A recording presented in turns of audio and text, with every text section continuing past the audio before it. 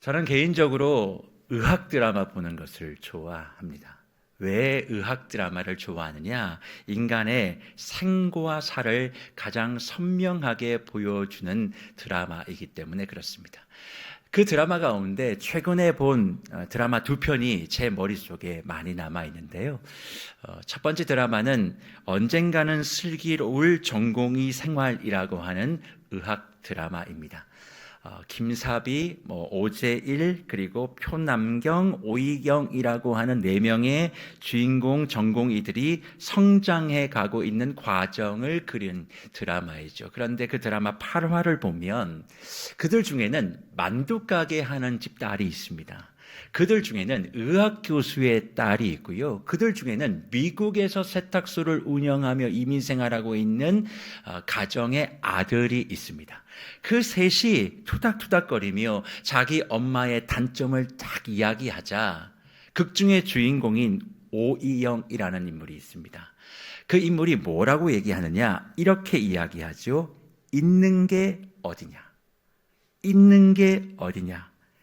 있으면 됐지. 바라는 것도 많아 라고 하는 이야기를 합니다. 무슨 이야기입니까? 그 오이영은 엄마가 일찍 돌아가셨어요. 그러니까 서로 자기 엄마의 단점과 안 좋은 걸 얘기하는 친구들을 바라보며 뭐라고 얘기한다고요? 있는 게 어디냐? 있으면 됐지. 바라는 것도 많아 이야기하자 3명이 한순간 정지 화면으로 그 오이영을 쳐다보는 그 장면이 제 머릿속에 생생합니다. 그리고 그 장면과 이어 또 하나의 의학 드라마는 아니지만 의사인, 산부인과 의사가 주인공인 드라마 하나가 제 머릿속에 스쳐가는데 가장 최근에 방영된 러브미라고 하는 드라마가 있습니다. 거기에 주인공으로 등장하는 산부인과 의사 서준경, 의사로 키우기까지 엄마가 희생을 합니다. 그리고 전화 한 통화를 하죠. 엄마, 내가 물건을 하나 놓고 왔으니까 그 물건을 좀 가져와줘. 엄마가 그 말을 듣고 병원에 있는 딸에게 달려갑니다. 그러나 달려가는 그 순간 불의의 사고를 당하고 하반신 마비가 되어집니다. 살아가는 평생 자기 때문에 엄마가 아픈 것을 고통스러워하며 자책 속에 살아갑니다. 그 병상에 누워 있었던 엄마가 그런데 예상치 못한 순간 세상을 떠나게 되어집니다. 엄마의 죽음을 바라보는 그 서준경, 뭐라고 독백하는 줄 아십니까? 그래도 다음이 있을 줄 알았다. 커다란 꽃바구니를 선뜻 선물할 수 있는 다음이, 공원에 앉아 도시락을 나누어 먹을 다음이, 엄마 잘 자, 사소한 인사를 나눌 수 있는 다음이, 그런 평범한 다음이 우리에게 남아 있을 줄 알았다라고 이야기하며 먼저 간 엄마를 그리워합니다. 사랑하는 목표 여러분, 우리의 일상은 어떠합니까? 다음이 있을 줄 알고 살아가고 계시지 않으십니까? 오늘 나오고 이야기했기에 내일 그 엄마가 살아있을 다음이 있을 줄 알고 전화할 수 있는 이 시간 다음 해야지 라고 이야기하다 그 전화를 받아줄 사랑하는 누군가가 떠나버리게 되면 말할 수 없는 아픔과 슬픔을 경험하는 저와 여러분의 모습 혹시 없으십니까? 그래서 무별 여러분, 여러분이 생각하는 죽음, 여러분이 경험한 그 삶과 죽음의 단절의 물은 어떠한지요? 떠올리고 싶지도 않고 생각하고 싶지도 않지만 그 슬픔은 사라지지 않습니다. 그저 그 슬픔과 함께 살아내는 법을 터득하며 우리는 하루하루 버텨 살아가고 있는지도 모르겠습니다. 결국 인간에게 있어서 죽음은 그 어떤 것도 할 수 없는 무익함과 한계를 가장 명확하게 보여주는 사건이기 때문에 그래요. 그래서 신앙을 갖고 있는 저와 여러분, 그리스도 예수로 말미암아 하나님의 백성 예수의 제자가 된 저와 여러분도 죽음의 문제는 해결할 수가 없어요. 그냥 지나갈 수가 없는 것입니다.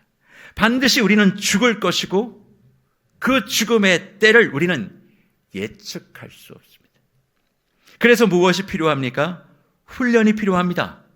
사실 바울은 교회된 데살로니가 성도들이 정말 거룩하게 흠이 없이 삶을 살아가야 한다고 계속적으로 권면과 도전을 하면서 우리가 일반적으로 생각하는 거룩을 말하지 않습니다. 왜 그렇습니까? 첫 번째, 우리가 훈련해야 될 하나님이 기뻐하시는 거룩은 무엇입니까? 성에 대한 훈련, 곧 몸에 대한 훈련이죠. 두 번째는 형제사랑, 곧 경제생활과 노동활동의 목적이 이웃의 궁핍함을 채우는 것임을 분명히 우리에게 말씀해 주었습니다. 전혀 예상하지 못한 거룩에 대한 훈련을 지금 이 시대를 살고 있는 저와 여러분에게도 주님은 요청하고 있는 것이죠. 그러면 그 거룩의 완성을 위한 마지막 세 번째 훈련이 있는데 그것은 다른 훈련이 아니라 죽음에 대한 훈련이라고 우리에게 명확하게 말씀합니다. 개인적인 몸에 대하여 그리고 먹고 사는 것에 대하여 훈련하였다면 이제는 죽음에 대한 훈련이 있어야 거룩이 완성된다라고 말씀하고 있는 것이죠. 그렇다면 묻별 여러분, 죽음에 대한 여러분의 생각과 여러분의 훈련은 어느 정도 되어 있으며 그 훈련은 구체적으로 어떤 것이라고 여러분은 생각하고 있습니다. 그것을 이해하려면 바울 당시의 사람들의 삶과 죽음을 이해하실 필요가 있어요. 무엇보다 바울 당시의 사람들의 평균 수명이 어느 정도 됐을까? 이것을 이해해야 오늘 본문의 말씀을 잘 살펴볼 수 있습니다. 바울 당시의 사람들의 평균 수명을 알 수 있는 역사적인 자료가 하나 있습니다. 그 자료가 무엇이냐면 율피아누스 생명표라는 게 있어요. 율피아누스 생명표. 이게 6세기의 동로마 제국의 유스티아누스 황제가 로마법을 집대성한 학설 위찬이라는 책이 있는데 그 책 35권에 보면 3세기 초 로마의 법학자인 도미티우스 율피나우스가 작성한 것으로 당시 로마의 상속세법, 이걸 팔키디우스법이라고 하거든요. 상속을 주어질 때 어떻게 계산해야 될까에 대한 상속세법을 계산하는 표가 있습니다. 근데 그 표를 살펴보면 종신연금 제도라는 게 있어요. 그러니까 이 연금 제도가 이미 로마 시대부터 있었다고요. 그 종신연금 제도를 실행하기 위한 가치 산정의 기준표가 있는데 그 표를 보면 그 당시의 사람들의 나이를 정확하게 확인할 수 있습니다. 그 표를 보면 당시 평균 수명이 어느 정도 되었느냐? 로마인의 경우 영유아 사망률을 포함하면 몇 살일까요? 20살에서 25살입니다. 평균 수명이 그렇습니다. 로마 시대의 20살에서 25세가 평균 수명이고 만약 영유아 시대의 죽음을 피하여 20살 정도까지 살았다면 그 사람의 기대 수명이 몇 살이었을까? 50에서 60입니다. 그러니까 아무리 많이 살아도 60 전에 다 죽는 거예요. 50 살면 오래 살았다는 게 그 시대의 이야기입니다. 보통 20살에서 25살이면 다 죽어요. 그러니까 바울 시대에도 그런 평균 수명이 유지되었을 것이다라고 얘기하는 것이 모든 학자들이 입을 모아 이야기하는 것입니다. 다시 말해 그 당시는 영유아가 죽는 것이 너무 빈번했기에 그 시기를 어떻게 넘긴다고 해도 길어야 60세 정도 되어지니까 많은 사람들이 지금보다 죽음에 훨씬 더 많이 노출되어 있음을 알 수 있습니다. 자신의 가정 울타리 속에서 그리고 신앙 공동체 속에서 죽음은 뜸하게 나타나는 게 아니라 매일 일상 속에서 마주하게 되는 슬픔이었던 것입니다. 그런데 바울은 그런 시대적 상황 속에서 죽음의 일성환을 경험하고 있는 데살로니가 형제 자매들에게 무엇이라고 말씀합니까? 데살로니가전서 4장 13절입니다. 형제들아, 자는 자들에 관하여는 너희가 알지 못함을 우리가 원하지 아니하노니 이는 소망 없는 다른 이와 같이 슬퍼하지 않게 하려 함이라 말씀하고 있습니다. 이 말씀의 핵심이 무엇일까요? 슬퍼하지 말라는 게 아닙니다. 어떻게 살아가는 사람이 함께 한 사람이 죽었는데 슬퍼하지 않을 수 있습니까? 이건 기독교의 가르침이 아니에요. 사랑하는 사람이 죽었는데 어떻게 안 슬퍼할 수가 있어요? 바울은 죽음에 대하여 너희가 알지 못함을 원하지 않는다라고 이야기하며 이 말의 뜻은 너희가 죽음에 대해 제대로 알았으면 좋겠다. 간절히 죽음에 대하여 네가 알기를 바란다. 네가 알고 슬퍼해야 해. 바르게 이해하고 슬퍼해야 돼. 라고 말씀하고 있는 겁니다. 그리고 바르게 알고 슬퍼하면 무엇이 결론적으로 나오느냐? 오늘 본문 18절에 보면 위로의 말을 하게 된다고요. 그러니까 위로는요, 정확한 죽음에 대하여 이해한 사람만이 할 수 있는 게 위로입니다. 문상 간다고 그게 위로가 아니에요.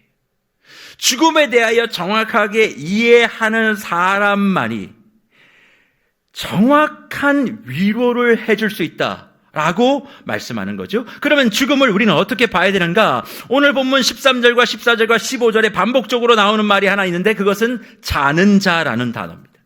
죽음을 바라보는 믿음의 시선은 죽음이 끝이 아니라 자고 있으니까 무슨 일이 일어날까요? 일어날 거라는 거예요. 그게 곧 무엇입니까? 부활이 있다. 그러니까 부활이 있다는 것을 알고 죽은 게 아니라 끝이 아니라 자고 있는 것이고 깨어날 거야. 부활이 있음을 알고 슬퍼하라 말씀하는 겁니다. 그러니까 그리스도 예수를 믿고 살아가는 사람에게 죽음이 무엇일까요? 단절이 아니라 지나감이고 그 지나감을 통해 상상할 수 없는 새로운 생명이 시작되는 것을 아는 것. 이것이 어떻게 되어야 된다고요? 훈련되어질 때 우리의 거룩은 완성될 수 있다. 주님이 말씀하는 겁니다. 그래서 거룩은 하나님의 아들 독생자 예수 그리스도를 닮아 하나 되는 것인데 그리스도 예수가 어떤 모습을 보여줬습니까? 죽으셨죠.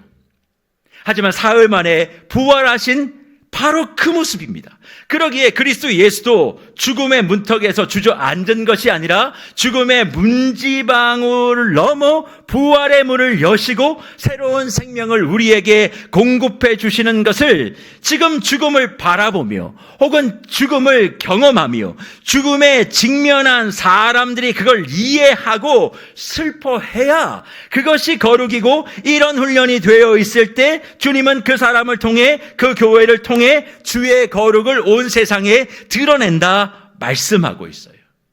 그래서 바울이 고린도 성도들에게 무엇을 설교합니까? 고린도전서 11장 30절을 보십시오. 그러므로 너희 중에 약한 자와 병든 자가 많고 잠자는 자도 적지 아니하다 말씀하고 있습니다. 예수를 믿고 있는 고린도 교회 성도들을 향해서 바울이 뭐라고 얘기합니까? 많은 게 있다고 얘기합니다. 예수를 믿었으니까 너희 안에 돈 많은 사람이 많고 너희 안에 건강한 사람이 많고 너희 안에 힘센 사람이 많고 그것을 이야기하는 것이 아니라 무엇이 많아요? 약한 자와 병든 자가 많다 얘기합니다. 아스테네스라고 하는 이 말은 뭐냐면요, 무력하고 유약하고 힘이 없고 병들고 병약한 자를 얘기합니다. 예수를 믿고 있는 교회 안에 잘 나가는 사람이 아니라 무력하고 유약하고 병들고 아픈 사람이 많대요. 그리고 동시에 누구도 많다고요? 잠자는 자, 이게 코이마입니다. 이 잠자는 자는 뭐냐면 죽은 자를 이야기하는 거예요. 교회 안에 죽은 자도 적지 않다 그렇게 얘기하며 우리의 신앙의 실상을 정확하게 얘기합니다. 예수를 믿었으니까 영생 불사할 것이다. 그런 건 없습니다. 예수를 믿었으니까 내가 모든 것에 다 세상에서 강하게 될 것이다. 아니요. 교회 안에 많은 건 약한 자, 병든 자, 아픈 자. 그래서 교회가 정상인 게 이상한 거예요.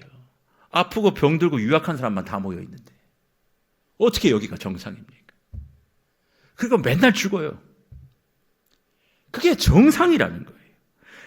그렇게 이야기하며 우리의 신앙의 모습을 명확하게 진단합니다. 무별 여러분, 그리스도 교회로 살아가고 그분을 닮은 현장에 우리가 훈련되어 분투하지만 우리 안에 나약하고 병약하고 그리고 죽음을 경험하고 그것들 곁에 바라보는 사람들이 적지 않음, 우리가 부인할 수 없는 사실입니다.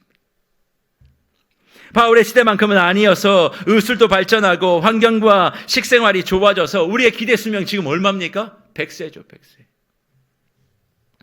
그러니까 그때의 2배이니까 죽음을 맛보는 것도 2분의 1로 줄었다라고 러프하게 생각할 수 있지 않겠습니까? 하지만 그것이 확률적으로 많은가 적은가 보다 더 중요한 것은 죽음이 끝이 아닌 새로운 시작의 과정으로 바라보는 것이 믿음과 거룩의 핵심임을 성경은 우리에게 강조하고 있다는 거예요. 근데 이것을 바울을 통해서만 강조하느냐? 아닙니다. 베드로를 통해서도 동일하게 주님은 교회 성도들에게 말씀하시는데 베드로후서 3장 4절의 말씀을 보십시오. 이르되 주께서 강림하신다는 약속이 어디 있느냐? 조상들이 잔 후로부터 만물이 처음 창조될 때와 같이 그냥 있다라고 기록하고 있습니다. 이 얘기가 뭡니까? 조상들이 잔 후로, 죽은 후로부터 만물이 처음 창조될 때까지 그냥 있었다. 주 예수 그리스도의 강림이 도대체 어디냐? 세상 사람들이 그렇게 비웃지만 하나님의 섭리 속에 반드시 주님의 강림이 있을 것을 이야기하며 조상들이 죽었다라고 얘기하지 않고 우리 믿음의 조상들은 다 자고 있다라고 베드로를 통해 성도들에게 설교하고 있는 것입니다. 그러니 무별 여러분, 지금 바울을 통해 베드로를 통해 주님이 말씀하신 이 말씀을 정말 믿음으로 받으십니까? 죽음은 끝이 아닌 잠을 자고 다시 일어나 새로운 시작을 살아가는 하나님의 새로운 생명의 출발인 것입니다. 우리가 마치 너무 많은 일을 하고 피곤하여 잠을 자고 다시 충전하여 일어나 새 날을 살아가는 것과 같은 원리, 이것이 예수를 따르고 예수를 믿는 사람에게 주어진 모습임을 바르게 알고 그것을 어떻게 해요? 매 순간 훈련해 갈 때 우리는 거룩한 하나님의 형상을 닮은 사람으로 살아갈 수 있다고 말씀하는 것입니다. 아침에요, 눈을 뜨고 일어날 때 무슨 훈련하는 줄 아세요? 죽음 훈련하는 겁니다. 내가 딱 깰 때 뭘 경험하셔야 되냐면 내 부활의 날을 경험하시는 거예요. 내가 잠잘 때 내일 아침에 일어날 보장이 있으십니까? 그래서 아침에 눈을 뜰 때는 이게 죽음 훈련이에요. 오늘도 새 날을 주셨구나. 하나님이 내게 주시는 새 날을 내가 살게 해주셨구나. 이것도 다 거룩의 훈련 속에 들어있는 건데 눈 뜨면 하루가 싫고 죽을 것 같고 와, 이럴 바엔 죽지. 그러니까 하나님이 기뻐하시는 거룩과 전혀 상관없는 삶을 살아가는 성도들이 너무 많이 있는 거예요. 그래서 바울은 유약하고 병약한 자가 많은 교회 안에서 특별히 사랑하는 사람과 이별하고 사별하는 그런 일들이 매주 매일 너무 발생하는 데살로니가 형제 자매들을 향해서 죽음을 두려워하지 말고, 그리고 그 아픔에 당연히 눈물을 흘리고 슬프고 통곡할 수밖에 없지만 그리스도 예수의 십자가의 능력과 그 이름의 권세로 말미암아 그들은 죽은 것이 아니라 잠자고 있고, 그가 그리스도 예수와 함께 자는 것이라면 그리스도 예수가 깨어나셨듯 그도 역시 깨어나 몸의 고단과 고통과 한숨을 자는 동안 해결하고 다시 일어나 힘차게 새 하루를 시작하듯 지금은 사별하여 볼 수 없는 바로 그 사람, 지금은 너무 사랑하지만 이별하여 볼 수 없는 그 사람이 그리스도 안에서 세상의 모든 아픔과 눈물과 괴로움을 뒤로하고 그리스도 안에서 다시 눈을 떠 새로운 세계에서 다시 깨어 살아가고 있음을 믿는 것, 이것이 진리 위에 서 있는 하나님의 교회요. 이런 죽음에 대한 명확한 이해와 인식의 훈련이 있을 때 우리는 두려움 없이 살아가고, 그리고 또 이런 어려움과 슬픔 속에 있는 이들을 진정으로 위로하며 서로 사랑하는 주님이 기뻐하는 거룩한 교회로 설 수 있음을 우리에게 도전하고 있습니다. 하지만 이런 이야기를 드려도, 또 이런 이야기를 들어도 우리의 마음은 참 어렵습니다. 이론적으로, 교리적으로, 그리고 성경이어서 말씀하고 있는 그 모든 것은 머리로는 알겠는데 나의 삶에 들어와 이것이 적용된다는 것이 정말 쉬운 일이 아니죠. 너무나 사랑하는 사람을 왜 하나님 데려가십니까? 이렇게 착한 사람을 왜 주님이 데려가셔야만 합니까? 왜 이때여야만 합니까? 왜 지금이어야만 합니까? 이 질문에 답을 해줄 수가 없어요. 성경 어디에도 무슨 이유 때문에 무엇에 근거하여 이 사람이 그리스도 예수 안에서 잠자는 자가 되었는지에 대한 설명은 어디에도 나와 있지 않기 때문에 그렇습니다. 나는 보고 싶은데, 난 함께하고 싶은데, 성경에서 말하고 있는 이 죽음에 대한 내용을 받아들이는 건 머리로는 알겠는데 말하고 싶어도 그 대상이 없습니다. 만지고 싶어도 만질 수가 없습니다. 그러니 너무 힘든 거예요. 신앙이 있는 우리도 그런데 만약 신앙이 없는 분들이라면 믿음도 없이 죽음에 대하여 이런 부분을 받아들여라 라고 얘기하는 것은 거의 불가능에 가까운 일입니다. 하지만 그런 저와 여러분에게 바울은 죽음에 대하여 끝이 아니라 자고 일어나 새로운 시작이 된다라고 하는 이 죽음에 대한 명확한 훈련을 인지한 사람이라면 반드시 그 사람이 바라보는 시간과 사건이 있고 그것을 향하여 걸어가게 되어진다라고 분명하게 선포하고 있는 내용이 있는데 그게 뭔 줄 아십니까? 죽음에 대하여 이해와 인식의 변화와 이해를 함으로 매일 그 거룩의 훈련을 하는 사람이 바라보는 그 사람의 모습, 그게 뭐냐? 해후라고 얘기해요. 해후가 뭐냐면 우연히 만날 해에 만날 후입니다. 생각지도 못한 그 시간에 만나는 것을 해후라고 하죠. 죽음에 대하여 인식이 바뀐 사람은 이 극적인 해후를 바라보며 걸어갈 수 있다, 그렇게 얘기합니다. 그러면 성경에서 말하고 있는 죽음에 대한 인식이 변경되어져 가장 극적인 해후를 바라보며 걸어가는 사람들이 누리게 되어지는 그 시간은 어떤 시간입니까? 바로 부활의 때에 일어나는 해후지요. 부활의 때에 어떤 일이 일어납니까? 죽은 자와 이미 잠자는 자와 산 자 사이에 일어나는 일이 바로 이 해후라고 이야기해요.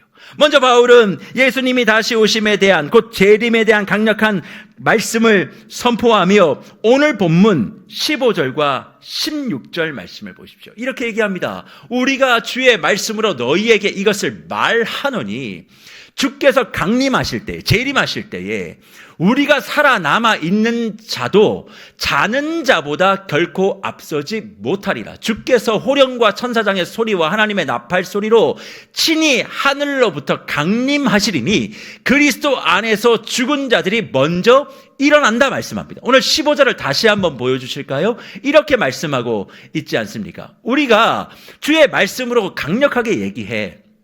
주님이 이거 얘기하래. 정말 강력하게. 주께서 재림하실 때까지 살아있는 자도 자는 자보다 결코 앞서지 못하는 일이 하나 있어요. 그러면서 16절에 그 일이 도대체 무엇인가 이야기하면서 그리스도 안에서 죽은 자들이 먼저 일어난다 말씀하고 있습니다. 이 얘기는 잠든 자들이 먼저 부활한다, 일어난다는 것을 이야기해요. 살아있는 자들보다 먼저 잠든 자들, 그 사람들이 부활을 경험한다, 그렇게 말씀합니다. 그리고 17절에 살아남은 자들이 그 다음 구름 속으로 이끌려 간대요. 단순한 휴거를 말하는 것이 아닙니다. 공간의 이동을 말하는 것이 아닙니다. 완전히 새로운 차원으로 옮겨지는 것을 의미합니다. 그런데 거기에서 무슨 일이 벌어지느냐? 17절 말씀이 이렇죠. 그 후에 우리 살아남은 자들도 그들과 함께 구름 속으로 끌어올려, 휴거를 얘기하는 게 아닙니다. 완전히 새로운 세상으로 가서 공중에서 주를 영접하게 되리니 그리하여 우리가 항상 주와 함께 있으리라, 그렇게 말씀해요. 그러면 15, 16, 17절을 정리해 보면 부활의 때, 그리스도 예수가 재림할 때에 우리의 삶 가운데 가장 먼저 일어날 일이 무엇입니까? 그것은 먼저 잠잔 자들과의 해후가 있다는 거예요. 그 사람을 먼저 만날 겁니다. 그리스도 예수 안에서 다시 만나게 될 그 사람. 예수님이 다시 오실 때 그 예수님을 만나는 것보다 그 사람을 먼저 만날 것이고 그 다음 한번 우리가 그토록 사랑하는 그리스도 예수를 제외하게 될 것이다, 그렇게 말씀합니다. 그래서 오늘 본문에서 이야기하는 강조점은 뭐냐? 함께 주님을 영접한다는 거예요. 그럼 그냥 주님을 만난다는 뜻이 아니라 내가 만나고 싶고 사랑하는 그 사람을 먼저 만나고 그리고 예수를 만나 그 예수와 함께 그 만나고 싶었던 사랑하는 사람과 함께 새로운 세상을 살아가게 될 것이다, 우리에게 약속하고 있는 것입니다. 그러니 마음의 상실과 고통과 눈물을 어떻게 할 수는 없지만, 그것은 어쩌면 당연한 일이지만 주님은 이 문제가 거룩의 마지막 단계인 것을 알고 훈련하고 생각의 전환을 이루며 살아가야 이 땅에서 하나님이 요청하시는, 하나님이 기뻐하시는 거룩한 삶을 살아내는 참된 교회요, 진짜 유신 성도로서의 삶을 살 수 있다 우리에게 강조하는 것입니다. 끝이 아니라 다시 만남의 시간이 준비되어 있고, 그래서 지금 사랑하는 나의 가족과 나의 연인이 잠자고 있음을 믿고 살아가는 거예요. 그리고 주님 안에서 다시 시작되는 그 세계는 무슨 황금집을 짓고 그렇게 살아가는 것이 아니라 어떤 세계라고요? 주님과 함께하는 세계. 어디든 주님과 동행하고 동거하고 주님으로 가득한 바로 그 새로운 세상이 시작되는 것을 바라보며 살아가는 인생이 바로 예수를 믿어 이 땅을 살아내라고 우리를 이 땅에 파송하신 하나님의 거룩하신 뜻이라 말씀하고 있는 거죠. 그러니 이 죽음의 문제를 이해하고 죽음에 대한 인식이 전환이 된 사람은 어떻게 이 땅을 살아갈까요? 이 땅에 유한한 것을 바라보며 살아가는 것이 아니라 다시 내게 주어질 그 세계, 주님과 함께 영원히, 내가 만나고 싶지만, 너무나 그립지만, 너무나 가슴 아팠지만, 내가 너무나 사랑하는 그 사람과 다시 만나 영원히 살 그 새로운 세상을 바라보며 살아가는 것이기에 이 땅을 살아가는 하나님의 교회, 하나님의 성도는 때론 뭣도 두려워하지 않는 거예요? 죽음도 두려워하지 않는 거예요. 죽음 앞에 벌벌거리는 게 아니에요. 어차피 그리스도 예수 안에 죽어도 나는 잠자는 것이고 나는 깨어날 것이고, 그리스도 예수 안에서 내가 거룩을 지키고 믿음을 지키고 죽으면 다시 그 사람을 만나 그 사람과 함께 생각하지도 못했던 새로운 세상을 그리스도 예수와 살아갈 것이기에 이 세상의 죽음도 두려워하지 않고, 왜요? 세상은 죽음을 제일 두려워하거든요. 죽음 앞에 벌벌 떠는 게 세상입니다. 그러나 예수를 진짜 믿는 사람은 그것도 두려워하지 않으며 살아갈 수 있다. 이 세상에 유한한 것이 불필요한 것은 아니지만 거기에 목을 매지는 않는다는 겁니다. 이 세상에 좋은 것을 누리기도 하겠지만 없다고 죽을 만큼 고통스러워하지도 않으며 다시 만날 새로운 세계, 내가 만나고 싶은 바로 그 사람을 나도 제대로 해오하기 위하여 지금 거룩을 훈련하고 거룩을 완성하는 바로 그 자리에 교회인 저와 여러분이 설 때 이 세상에 무엇을 선포할 수 있을까요? 아직도 주님과 함께하는 새로운 세계가 열려 있음을, 그리스도 안에서 살아가고 있는 저와 여러분의 곁에 그리스도 밖에 있는 이들이 죽음을 두려워하고 영원한 세상을 바라보지 못하고 지금 손에 있는 거 그거 움켜쥐려고 그렇게 전전긍긍할 때 우리를 보라고, 저 문이 아직 열려 있다고, 저 다시 만날 영원한 세상에 우리 같이 들어가자고 그렇게 이야기하며 살아낼 수 있는 사람이 바로 성도고 교회인데, 대부분 다 교회 안의 성도들이 어떻게 생각합니까? 죽음을 그냥 끝이라고. 그러니 이 현재를 어떻게든 더 잘 살아보려고, 여기서 더 많이 가져보려고, 어떻게든 여기서 결정을 내고 승부를 내보려고, 영원한 세상이라는 건 없다고, 말로는 예수를 믿어 천국 간다 이야기하지만 이 세상의 삶은 다시 살아갈 세상이 없는 사람처럼, 마치 여기가 끝인 것처럼, 여기가 끝나면 모든 것이 다 사라지는 것처럼 이 세상에 목을 메고 살아가는 성도들이 너무 많이 있으니 다시 만날 세상을 인도해야 될 교회와 성도들이 오히려 문을 닫고 영원한 세상은 없습니다, 이 세상에서 마음껏 누리십시오. 그거를 위하여 종교가 필요합니다. 그렇게 생각하며 선택하는 종교 중에 하나일 뿐인 기독교 신앙인들이 많이 있다는 거예요. 그래서 주님은 이야기합니다. 주님이 기뻐하시는 거룩을 위해선 뭘 훈련해야 된다고요? 죽음을 훈련해야 된다. 다시 만날 세계가 있어요.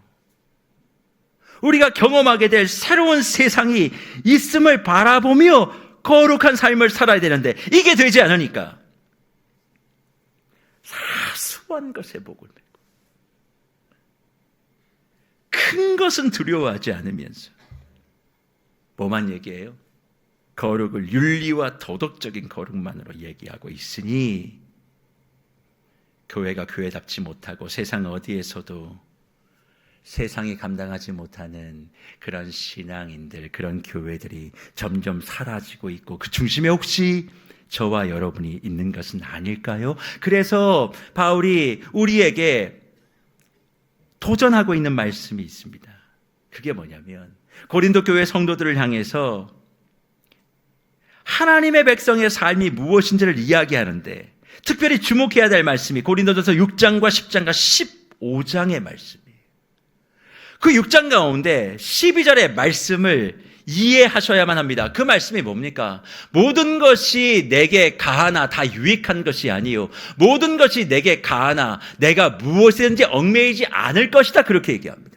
그리고 고린도전서 10장 23절에 또 이렇게 이야기를 해요. 모든 것이 가하나 모든 것이 유익한 것이 아니요 모든 것이 가하나 모든 것이 덕을 세우는 것은 아니다 이야기합니다.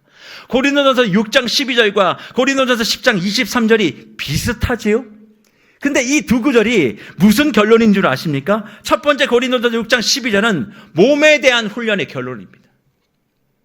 그리고 고린도전서 10장 23절은 형제사랑 곧 돈과 경제 활동에 대한 훈련을 해야 된다라고 하는 결론을 이야기하며 말씀합니다. 그리고 이런 훈련의 결론이 뭐냐? 그게 고린도전서 15장이에요. 고린도전서 15장은 부활장으로 우리에게 강조되어 있는 말씀인데 그 말씀이 무엇인가 하니 고린도전서 15장 20절에 이 말씀입니다. 그 말씀이 뭡니까? 잠자는 자 그러나 이제는 그리스도께서 죽은 자 가운데 다 다시 살아나서 잠자는 자들의 첫 열매가 되셨다 그렇게 얘기합니다. 근데 19절에 뭐라고 얘기해요? 이렇게 이야기를 하죠. 만일 그리스도 안에서 우리가 바라는 것이 다만 이 세상의 삶뿐이면 모든 사람 가운데서 누가요? 우리가 더욱 불쌍한 사람이라. 그리스도 안에서 우리가 바라는 것이 다만 이 세상의 삶뿐이면 모든 사람 가운데서 제일 불쌍한 사람이 누구라고요? 저와 여러분. 그러면서 하는 얘기가 뭐냐? 20절에 부활의 첫 열매가 누가 되신다고요? 예수인데 그분은 잠자는 자들의 첫 열매라고. 그래서 이 말씀 앞에 나와 있는 내용들, 그 내용들을 읽어보면 바울이 무슨 얘기까지 하느냐?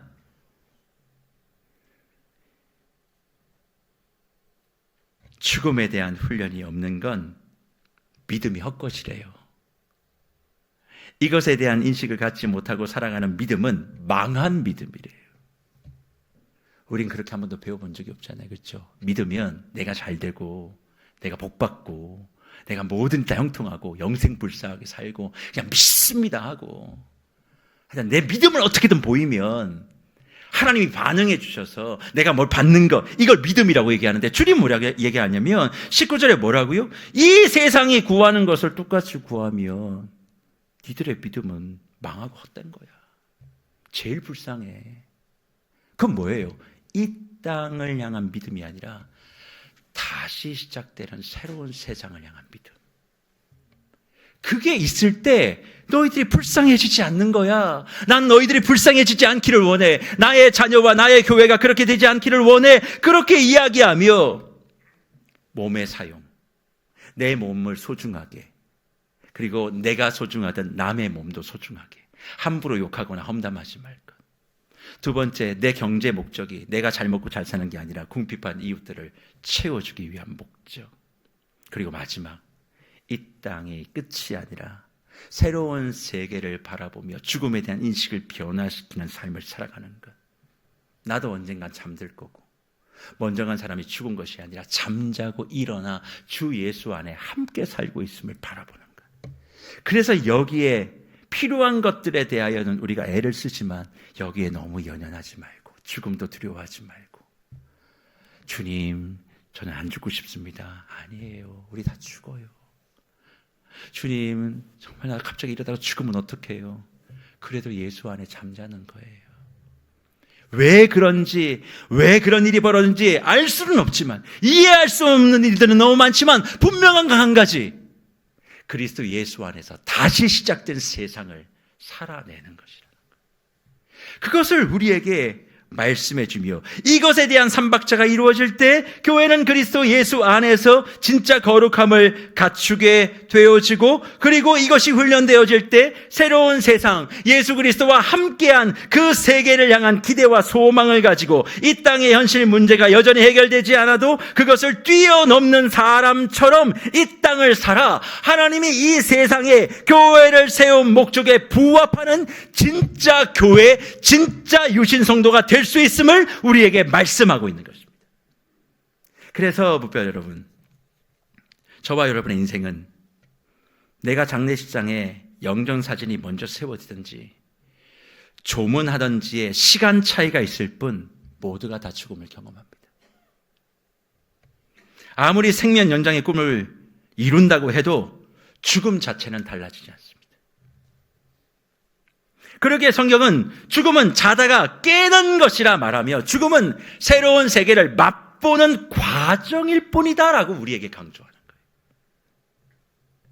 그래서 믿음 안에, 그리스도 예수 안에 있는 사람들은 세상을 살아가는 것이 힘들고 고난해도 하나님은 이 세상이 끝이 아니라 새로운 세상으로 나를 이끌어 가시는 과정 속에 나를 두고 있음을 믿고 이 세상에 연연하지 않기에, 세상의 방식으로 살지 않고 불의에 서지 않고 약자를 괴롭히지 않고 사람들을 험담하거나 욕하거나 뒷담화하지 않고 계략과 술수로 지금의 시간 내가 더 많은 것을 가지기 위해 누리기 위해 몸부림치지 않는 사람들이 성도들입니다. 그런데 왜 교회 안에 그런 사람들이 많을까요? 다시 만날 세계에 대한 인식과 안목이 없기 때문에 그래요. 말로만 예수 믿으면 천국 가지. 근데요, 천국 갈지 안 갈지는 진짜 가봐야 알지 않겠습니까? 내가 예수 그리스도를 진짜 믿었으면 여러분의 말에 예수를 믿는 흔적이 나와야겠죠. 여러분의 걸음마다 남을 욕하고 험담하는 것들이 없이 남을 축복하는 발자국만 찍혀 있어야 되지 않겠습니까? 근데 우리 그렇습니까? 그러니 뭐가 필요해요? 훈련이 필요해요. 끊임없이 노력하고 애쓰는. 그러니 내가 좀 억울해도 복수하려고 하지 마세요. 나중에 천국 가서 지옥에 있는 그 사람 보고만 있으세요. 내 손에 피를 묻힐 필요가 뭐가 있어요? 영원히 다시 만날 세상을 꿈꾸며 살아가니까 이건 그냥 지나가는 거예요. 내가 살아가는 인생의 항로에 그냥 바닷물에 떠있는 쓰레기가 와서 내 인생 배를 긁고 간 거예요. 그렇다고 내가 침몰된 건 아니잖아요. 왜 와서 박았냐고 얘기해봐야 뭐가 중요해요? 그건 그냥 쓰레기인데 지나가는 거예요. 중요한 건 뭐냐? 부딪혀도 내가 가야 될 목적지를 향해서 가는 거예요. 내가 가야 될 그 소망의 포구, 다시 만날 그 포구를 향해, 그리스도 예수를 향해 내가 가는 거죠. 근데 와서 쓰레기 좀 부딪혔다고, 이 쓰레기 때문에 내가 못 갔다고 그러다가 항로가 바뀌면 누가 불쌍한 거예요? 나만 불쌍한 거예요. 쓰레기는 상관없어요. 이 세상에 그런 게 많다고요. 그런 시간, 그런 사건, 그냥 긁히면 긁히는 대로, 부딪히면 부딪히는 대로 나는 나를 이 땅에 두신 하나님의 목적을 향해서 그냥 걸어가면 되는 거예요. 왜요? 그리스도 예수 안에 더 나은 세계가 내 눈에는 보이고 그 세계가 나를 기다리고 있는 것이 내 눈에 확인되기 때문에 그래요. 내가 보고 싶은 그 사람을 만나야 되기 때문에 더 나은 모습으로 지금을 살아야 될 책임과 의무가 있다는 걸 잊어버릴 수 없기에 더 믿음 안에서 죽음을 이해한 사람은 더 오늘을 소중하게 여기고 이 세상의 모든 일들을 두려워하지 않고 더 나은 세상을 꿈꾸고 기대하며 소망 중에 살아가는 사람인 거죠. 그래서 성경은 믿음의 선진들에 대한 기록을 계속 남기는 거예요. 보고 싶지 않니? 그러려면 어떻게 살아야겠어? 여러분 정말 그리스도 예수 안에서 만나고 싶은 분들이 있으십니까? 지금 잘 사십시오. 슬퍼만 하지 마시고 지금 더 잘 사시는, 그래서 함께 깨어 회유하여 재회하여 다시 만날 그날이 내게 준비되어 있음을 기대하며, 이해되지 않아도 이해하려고 애쓰지는 마세요. 이해 절대 안 됩니다. 하지만 주님이 주시는 새로운 시간과 세상을 소망하며 걸어갈 때 주님께서는 저와 여러분의 삶을 더욱더 기쁘게 해주실 거예요. 그래서 목표 여러분, 하나님을 기쁘게 하는 사람은 여러분이 대단한 사람이 되는 것이 아니라 이런 믿음의 눈을 가지고 몸에 대하여, 경제와 재정에 대하여, 죽음에 대하여 새로운 인식과 가치를 가지고 세상이 뭐라고 하든 하나님이 주인된 사람으로서의 습관을 훈련하고 연습하며 살아가는 것이고, 그것이 하나님을 기쁘게 하는 거룩한 생활이고 거룩한 성도의 모습인 것을 기억하십시오. 하나님을 닮는다는 것이 무슨 추상적이고 신비하고 전혀 이 땅에서 이해할 수 없는 그 무엇인가를 하는 것이 아닙니다. 지금 여러분의 일상을 하나님이 기뻐하는 뜻대로 훈련하며 오늘을 살면 언젠간 주님이 우리를 재우실 거예요. 왜 재우세요? 깨우시려고요. 어디서요? 새로운 세상에서. 그날이 우리에게 주어짐을 믿고 거룩의 훈련에 최선을 다하는 저와 여러분들 되시기를 주의 이름으로 축복합니다. 그래서 말씀을 마무리하며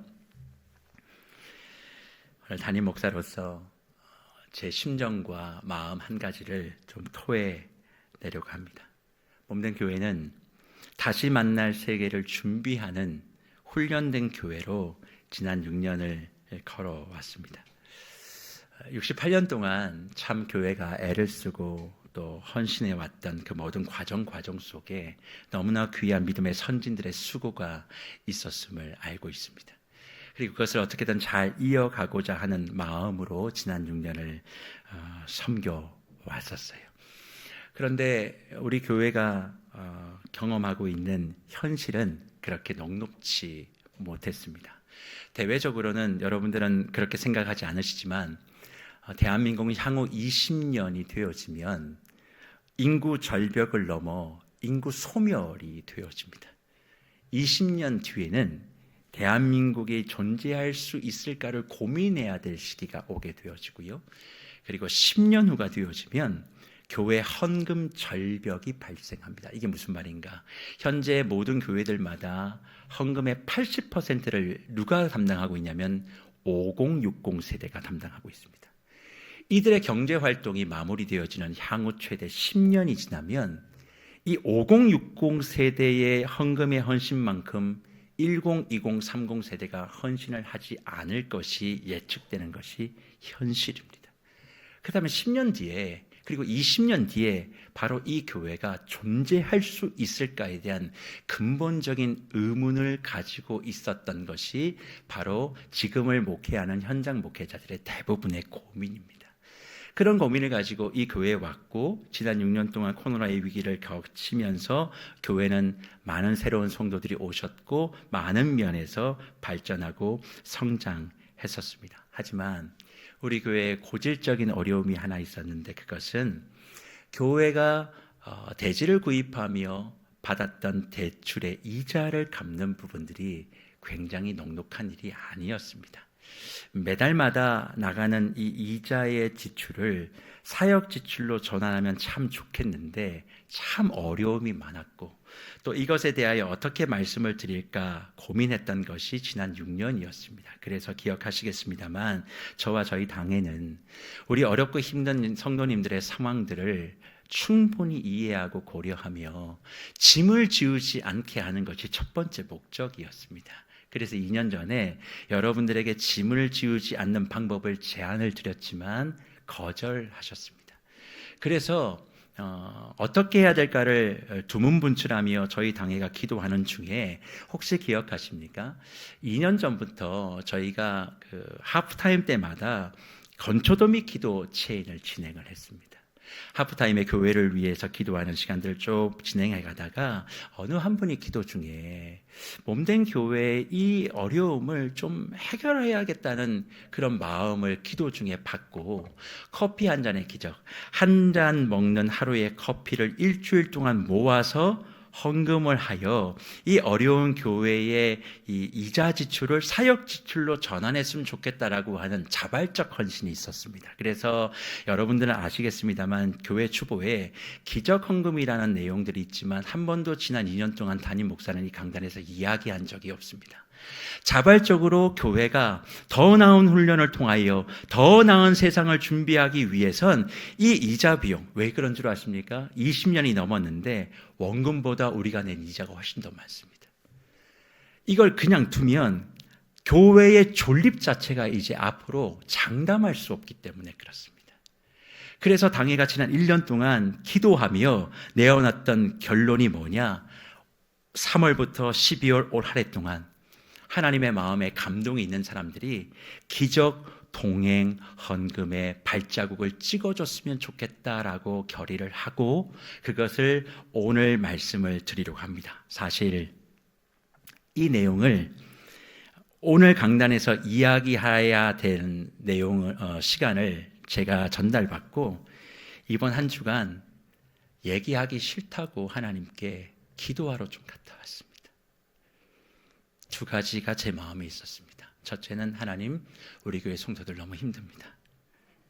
이런 짐을 지워줘야 되는 내용을 꼭 담임 목사로서 해야 되겠습니까? 왜 저를 이런 교회에 보내셨습니까? 저는 이런 얘기하는 게 너무 싫습니다. 근데 주님이 제게 주시는 마음은 하나님의 교회를 살리기 위해서, 너를 위해서가 아니야. 하나님의 교회를 살리기 위해서 이 방법밖에 없잖아. 1년 동안 당의 장로들이 기도해서 내린 결론이잖아. 네가 앞에 나가서 총대를 매 라고 하는 이야기. 그래서요, 저 일주일 동안 장염 때문에 너무 힘들었습니다. 마음은 해야 되는데, 머리는 해야 되는데 마음은 정말 성도들에게 이런 얘기하기 싫거든요. 그리고 또 이런 얘기하면 또 다른 얘기가 나올 게 저는 뻔히 눈에 보입니다. 또 왜곡시키고 오해시키고 분명히 그럴 겁니다. 그러나 교회가 문 닫게 하지 않기 위해선 지금 이것을 거쳐가지 않으면 안 된다라고 하는 절박함이 저희 당의 장로님들께 있었습니다. 그래서 1년을 준비하고 말씀을 드리게 되었고, 두 번째는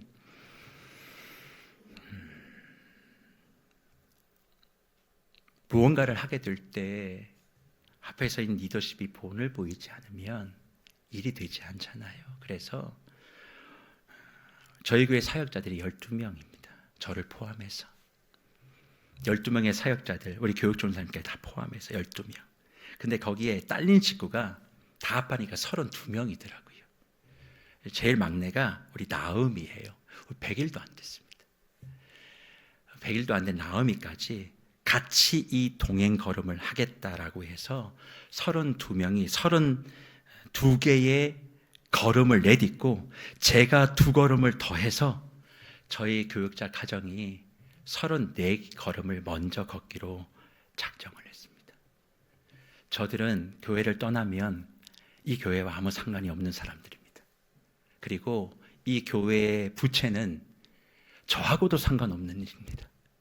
제가 여기 오기 전 수십 년 전에 이미 했던 거, 그걸 고스란히 저는 받았습니다. 그러나 맡아 섬겨야 하기에, 해결해야 하기에, 그리고 이것이 과거의 청산이 아니라 다시 만날 세계를 향하여 더욱더 뚜벅뚜벅 훈련하는 교회로 교회의 구조를 정상화시키기 위한 과정이기에 저희들이 먼저 헌신하고 하나님 나라 회복을 위해서 주님 앞에 드리겠다. 아마 34걸음으로 멈춰도 저희는 그냥 이대로 하나님 앞에 칭찬받을 거라고 생각하고 갑니다. 제가 이 말씀을 올리는 이유는 강요가 아닙니다.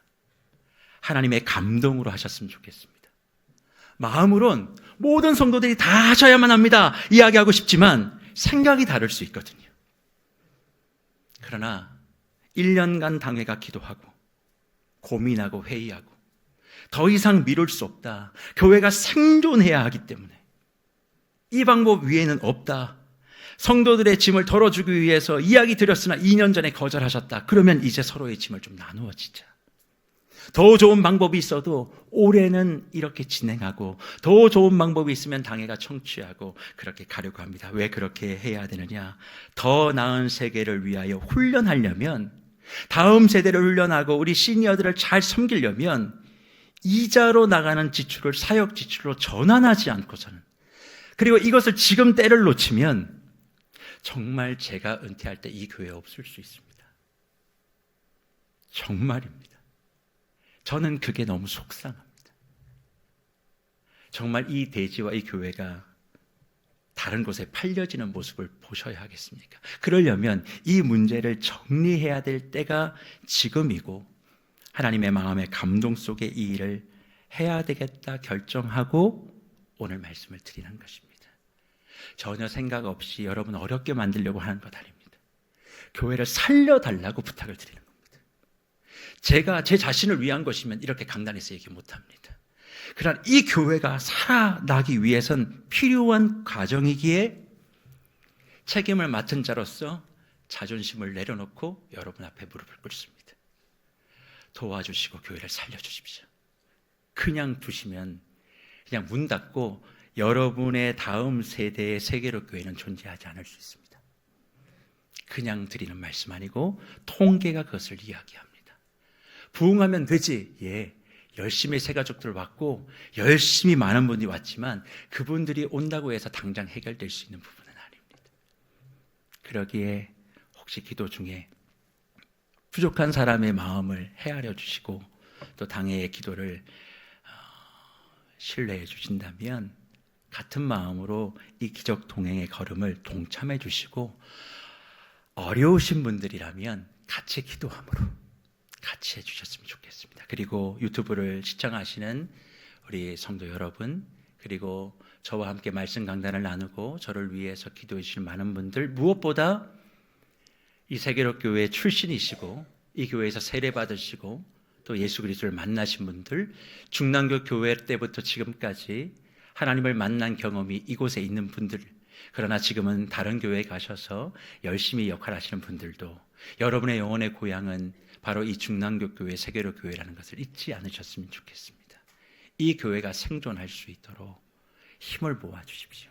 이미 교회는 떠났다 할지라도 이 교회를 사랑하고 이 교회에서 말씀을 통해 예수를 만난 기억과 추억이 있는 분들이라면 이 교회가 이 자리에서 어려운 지역의 시대적 소명을 밝혀나가고 잘 훈련하여 다음 세대와 우리 시니어들을 잘 섬길 수 있는 교회 될 수 있도록 함께 해주시기를 바라고, 이 말씀이 불편하신 분들이 있다면 부정한 사람을 용서해 주시고, 그러나 이 모든 환경을 어떻게든 해결해야 되는 담임 목사로 오늘 하프타임의 마지막 설교, 다시 만날 세계를 향해 걸어가는, 다시 세워지는 교회가 될 수 있도록 마음을 모아주셔서 주 안에서 몸된 교회가 더욱더 아름답게 서갈 수 있도록 여러분의 마음을 함께 해주시기를 주의 이름으로